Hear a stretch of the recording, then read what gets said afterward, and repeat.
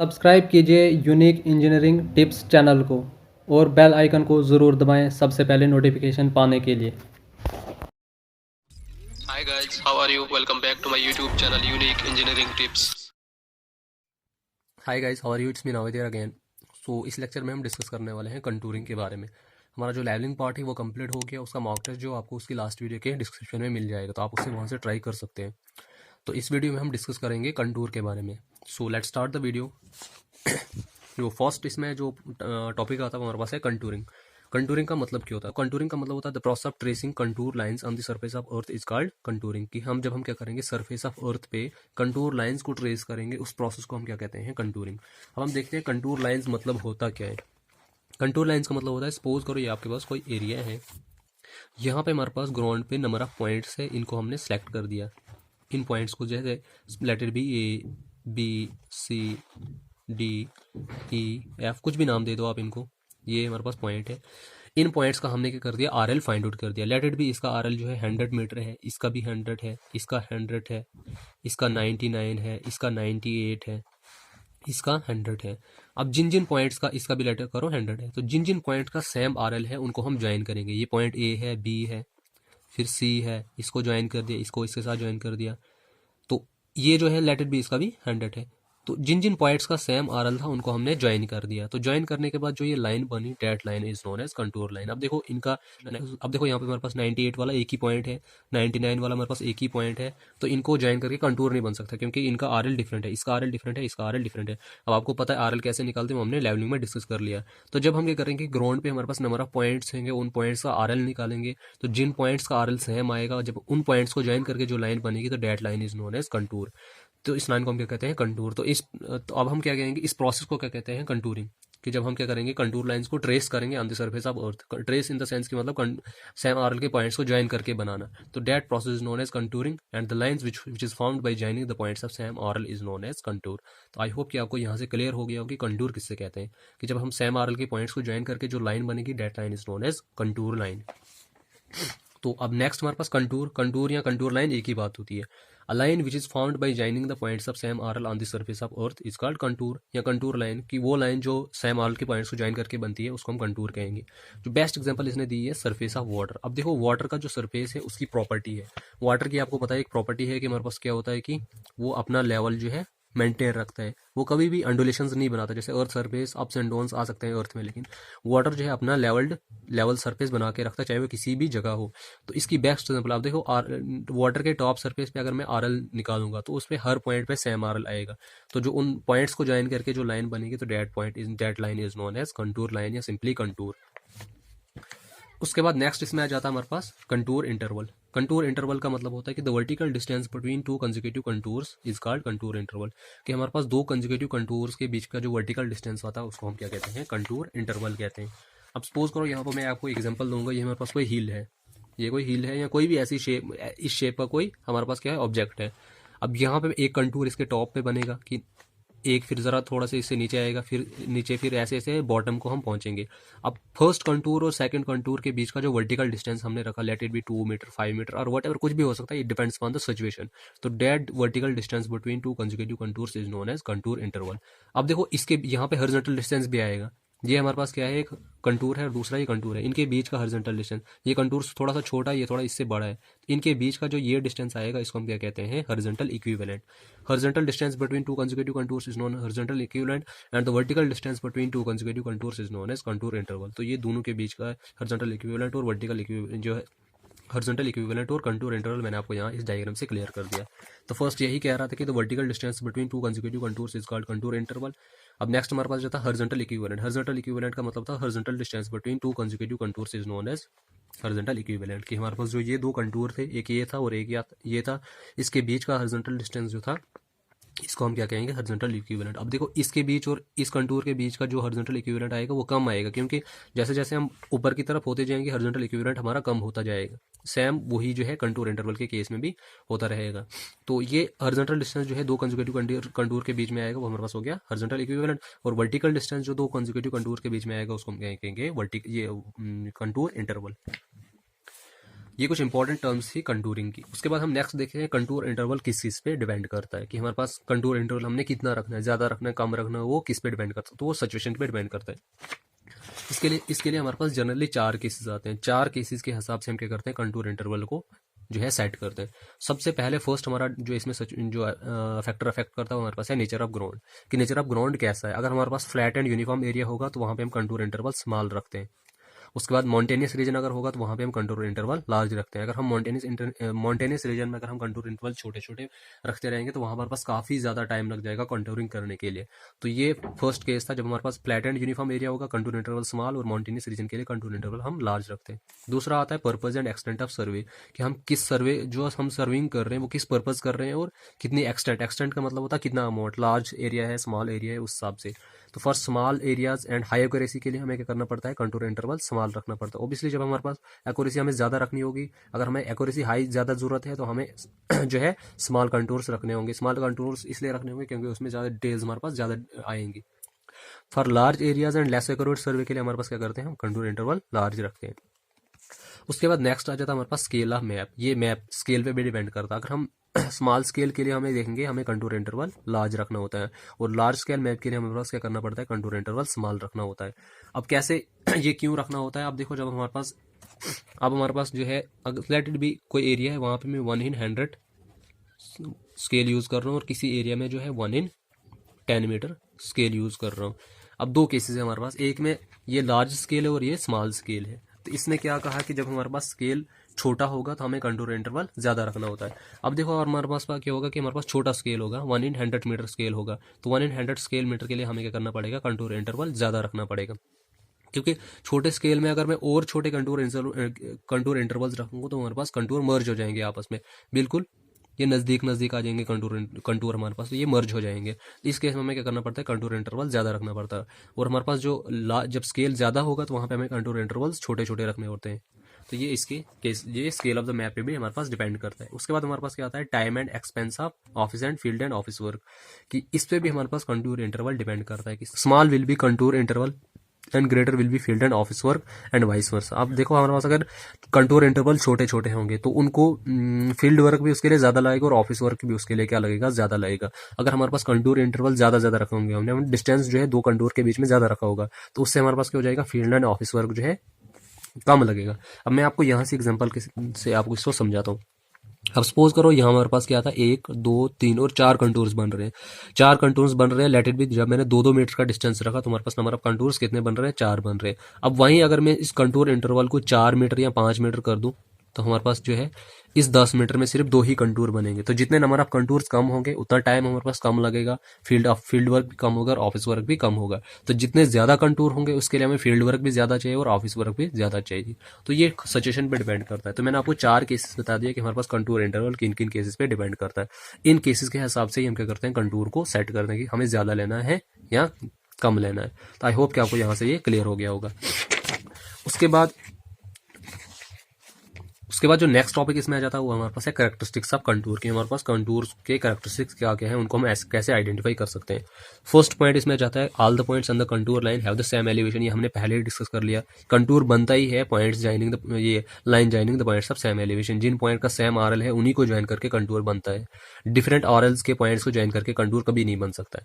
अब उसके बाद अगर हमारे पास फ्लैट ग्राउंड होगा, अगर हमारे पास ग्राउंड क्या होगा, फ्लैट होगा, तो उसमें हमें क्या करना होता है, कंटूर्स आर वाइडली सेपरेटेड का मतलब मतलब हमारे पास जो कंटूर बनेंगे वाइडली सेपरेटेड होंगे। इनके बीच का आपस में हॉरिजॉन्टल डिस्टेंस जिसको हम हॉरिजॉन्टल इक्विवेलेंट कहते हैं वो ज़्यादा होगा।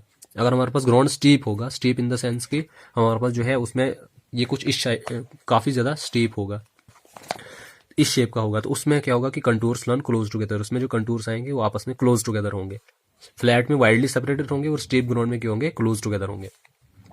उसके बाद हमारे पास अगर एरिया है उसमें यूनिफॉर्म स्लोप है, कि हमारे पास जो स्लोप है, ये कोई एरिया है, स्लोप जो है बिल्कुल इसका यूनिफॉर्म है, तो इस केस में हमारे पास क्या होगा कि कंटूर्स आर यूनिफॉर्मली स्पेस्ड। उसमें हम जो कंटूर बनाएंगे उनमें स्पेसिंग जो रहेगी, जिसको हम हॉरिजॉन्टल इक्विवेलेंट कहते हैं, वो इक्वल रहेगी, यूनिफॉर्म रहेगी हर कंटूर के बीच की। अगर हमारे पास सरफेस जो है प्लेन सरफेस है, बिल्कुल प्लेन सरफेस है, मतलब कोई उसमें अप्स एंड डाउन्स नहीं है, कोई स्लोप वगैरह नहीं है, हर पॉइंट जो बिल्कुल जो है स्ट्रेट ग्राउंड है, तो उस केस में हमारे पास क्या हो जाएंगे, कंटूर स्ट्रेट आएंगे, आपस में पैरेलल होंगे और इक्वली स्पेस्ड होंगे। तो ये सिचुएशन है हमारे पास कब ग्राउंड के हिसाब से, जब कैसा ग्राउंड होगा, फ्लैट ग्राउंड होगा तो उस हिसाब से कंटूर्स कैसे होंगे, यूनिफॉर्म स्लोप होगा उस हिसाब से कैसे होंगे। तो ये थी हमारे पास सिचुएशंस कंटूर की। उसके बाद जो नेक्स्ट कैरेक्टरिस्टिक्स अब आता हमारे पास कंटूर में आता है, contour lines represents hill when higher values are inside and lower values are outside and it represents valley when and it represents valley when higher values are outside and lower values are inside. अब contour interval जो है क्या होता है कि हमारे पास contour lines जो है हिल को कब रिप्रेजेंट करती है, जब हायर वैल्यूज इनसाइड होंगी और लोअर वैल्यूज आउटसाइड होंगी। और कंटूर इंटरवल जो है, कंटूर लाइंस जो है वैली कब रिप्रेजेंट करती है, जब लोअर वैल्यूज इनसाइड होंगी और हायर वैल्यूज आउटसाइड होंगी। अब इसकी मैं आपको एग्जांपल दे देता हूँ कैसे। जनरली आपने देखा होगा कि कंटूर हमारे पास कुछ ये कुछ इस टाइप के कंटूर, अगर जब भी हम किसी एरिया का कंटूर मैप बनाते हैं वो कुछ इस शेप का होता है। अब सपोज करो इसकी वैल्यू जो है 100 है, इसकी 90 है, इसकी 80 है और इसकी 70। अब देखो यहाँ पे हायर वैल्यूज इनसाइड है और लोअर वैल्यूज आउटसाइड है, तो ये क्या रिप्रेजेंट कर रही है, ये हिल को रिप्रेजेंट कर रही है। और यहाँ पे अगर सपोज करो ऐसा ही कंटूर है, कंटूर ऐसा ही होगा, शेप में कोई इसमें चेंजेस नहीं आएंगी, सिर्फ वैल्यूज में चेंजेस आएंगी। अब यहाँ पे क्या होगा कि हायर वैल्यूज आउटसाइड होंगी और लोअर वैल्यूज जो होंगी वो इनसाइड होंगी, तो ये वैली को रिप्रेजेंट करेंगी। यहाँ पे मैंने डायग्राम बनाई भी है हिल और वैली की। अब देखो यहाँ पे हायर वैल्यूज इनसाइड थी, सबसे पहले 90 थी, फिर 80 थी, फिर 60 थी। अब देखो ये लाइन जो है यहाँ पे, ये वाली कंटूर जो है इसकी वैल्यू कितनी है, हमारे पास 60 है, तो ये मैंने 60 पे रखा, ये पॉइंट मिल गया यहाँ पे। नेक्स्ट हमारे पास आ गया 70 का कंटूर, तो ये 70 इधर आ गया। नेक्स्ट हमारे पास आ गया 80 का, और सबसे इनर वाला जो है वो 90 का है। फिर इस साइड से भी 90, 80, 70 और 60। तो ऑब्वियसली जब हम इन पॉइंट्स को ज्वाइन करेंगे तो हमारे पास क्या बनेगी, हिल बनेगी। जब हमारे पास higher values inside, lower values outside, it will represent hill. अब जहां पे हायर वैल्यूज आउटसाइड और लोअर वैल्यूज इनसाइड होंगी तो वो क्या रिप्रेजेंट करेंगी, वैली रिप्रेजेंट करेंगे। अब देखो सबसे बाहर वाला कंटूर हमारे पास कितना है, 90 का है, तो मैंने इसको 90 पे लिया है। उसके अंदर वाला कितना है, 80, फिर उसके बाद अंदर वाला हमारे पास कितना है, 70, फिर उसके लास्ट वाला जो हमारे पास कितना है, 60। सेम यहाँ से होगा 60, 70, 80 और 90, तो ये क्या बनेगा, वैली को रिप्रेजेंट करेगा। तो ये बहुत इंपॉर्टेंट कैरेक्टरिस्टिक्स है इसका कि हिल कब रिप्रेजेंट करता है और वैली कब रिप्रेजेंट करता है। जब हायर वैल्यूज इनसाइड तब हिल, और जब हायर वैल्यूज आउटसाइड तब वैली। बिल्कुल सिंपल है, इनका रिसिप्रोकल है आपस में ये। फिर उसके बाद है कंटूर क्रॉस रिज और valley line at 90 degree. Contour line जो है हमेशा रिज या वैली लाइन को कहाँ पे क्रॉस करती है, 90 डिग्री पे क्रॉस करती है। If the higher values are inside it's ridge and if the higher values are outside it's valley. ये हमने पहले ऑलरेडी ऊपर पढ़ लिया कि जब हमारे पास हायर वैल्यूज इनसाइड होंगी तब वो मतलब हिल को रिप्रेजेंट करेगी, और जब हायर वैल्यूज आउटसाइड होंगी तब वो वैली को रिप्रेजेंट करेंगी। अब रिज और वैली की आपको मैं यहाँ पे एग्जांपल दे देता हूँ। देखो ये मैंने कुछ रिज और वैली के कंटूर्स बनाए हैं। ये हमारे पास रिज रिप्रेजेंट कर रहा है क्योंकि इसमें हायर वैल्यूज इनसाइड है और लोअर वैल्यूज जो है आउटसाइड है। अब इस रिज को रिप्रेजेंट कर मैं दो तरीकों से कर सकता हूँ। इस चीज में बच्चों को मैक्सिमम कंफ्यूजन रहती है कि ये रिज यहाँ के लिए है या यहाँ के लिए है। इस मैक्सिमम केसेस में मैंने देखा कि बच्चों को इस चीज में कंफ्यूजन रहती है। अब देखो आप रिज को दोनों साइड रिप्रेजेंट कर सकते हो, ये कोई मसला ही नहीं है कि इसको मैं यहाँ के लिए दिखा रहा हूँ या यहाँ के लिए दिखा रहा हूँ। आप इसको कहीं के लिए भी दिखाओ, वो कोई मसला नहीं है। अब आपको मैं इसको क्लैरिफाई करके देता हूँ। अब देखो सपोज अगर मैंने इसको यहाँ के लिए दिखाया है, यहाँ के लिए दिखाने का मतलब है अगर मैं इसको कंप्लीट करूंगा ये कुछ कंटूर इस शेप का बनेगा। यहाँ पे मैं इसको आप कंप्लीट करके दिखाऊंगा। अब देखो मैंने इसको क्या कर दिया, ऐसे ऐसे अभी इसको रिप्रेजेंट करवाया। अब यहाँ पे मैंने लिखा 70। अब देखो अगर इसको मैं, ये 70 है, ये मैंने लिखा 60, ये 50 और ये 40। अगर अब इसको मैं अगर इस कंटूर को मैं कंप्लीट करूंगा, ये कुछ कंप्लीट इस शेप में होगा।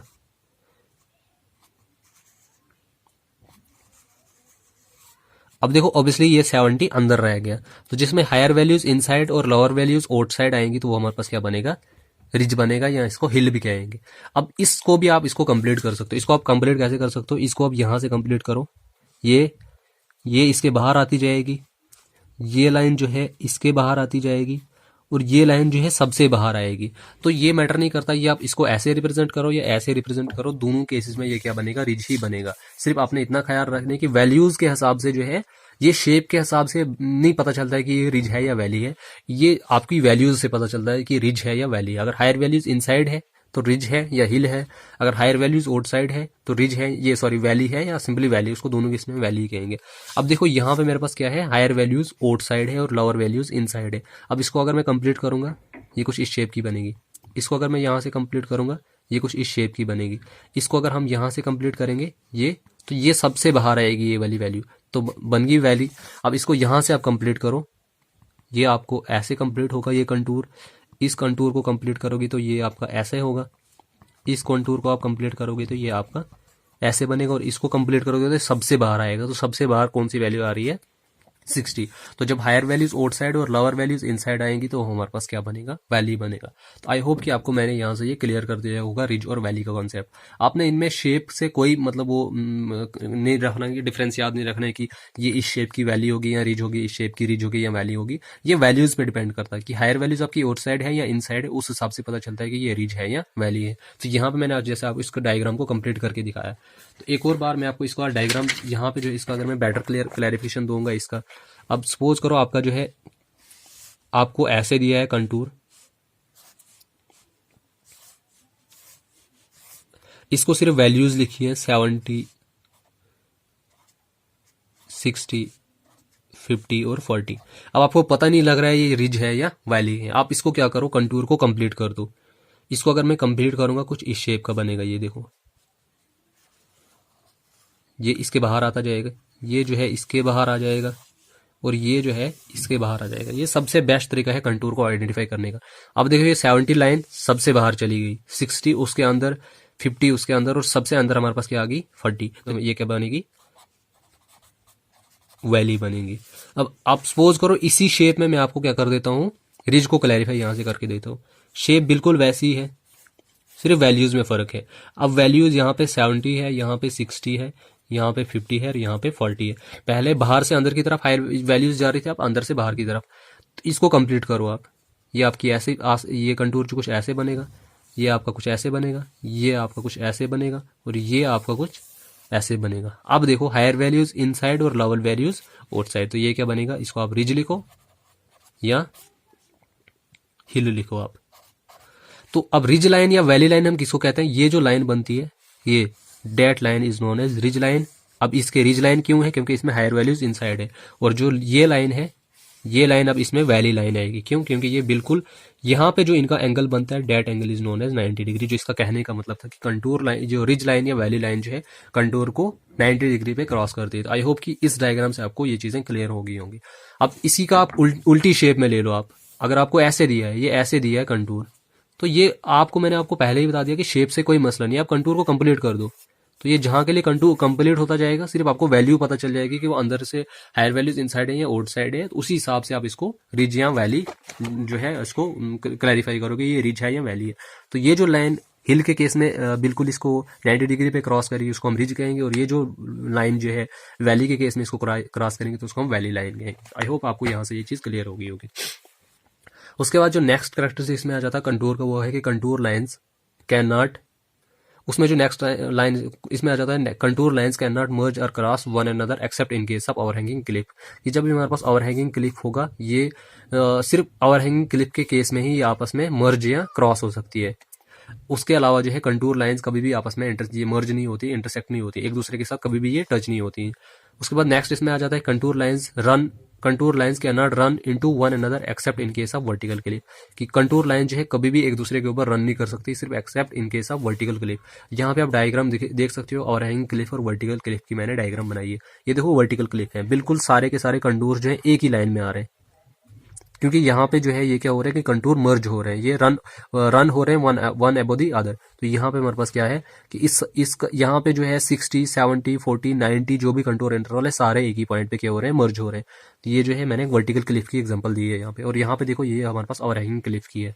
यहाँ पे हमारे पास जो है कुछ कंटूर जो है ये इसके अंदर है, जो मैंने डॉटेड में रिप्रेजेंट किए हैं। तो ये क्योंकि ये इसके इस क्लिप के इनसाइड पोर्शन की तरफ जा रहे हैं, तो ये हमारे पास क्या बन रहा है? ओवरहैंगिंग क्लिप की एग्जांपल है यहाँ पे। कि फर्स्ट इसने क्या बोला था कि कंटूर लाइंस कभी भी आपस में मर्ज नहीं हो सकते हैं accept in case of overhanging clip. और दूसरा इसने बोला कि कंटूर लाइंस कभी भी एक दूसरे के ऊपर रन नहीं कर सकते accept in case of vertical clip. तो ये मैंने दोनों की एग्जांपल दी है यहाँ पे, वर्टिकल क्लिप की और ओवरहैंगिंग क्लिप की भी एग्जांपल दी है। उसके बाद जो लास्ट पॉइंट है इसमें कि depression between summits is called saddle, it is represented by 4 sets of contour. इसमें क्या होता है कि सैडल हम किसको कहते हैं कि जब यहाँ से भी कंटूर आ रहा है, यहाँ से भी कोई पहाड़ी आ रही है। आप देखो यहाँ से भी एक स्ट्रीम यहाँ से आ रही है, एक स्ट्रीम यहाँ से आ रही है, एक स्ट्रीम यहाँ से आ रही है और एक स्ट्रीम यहाँ से आ रही है। जो इन 4-5 स्ट्रीम्स को बीच में जो ये बनेगा that portion is known as saddle, इसको हम कहते हैं सैडल।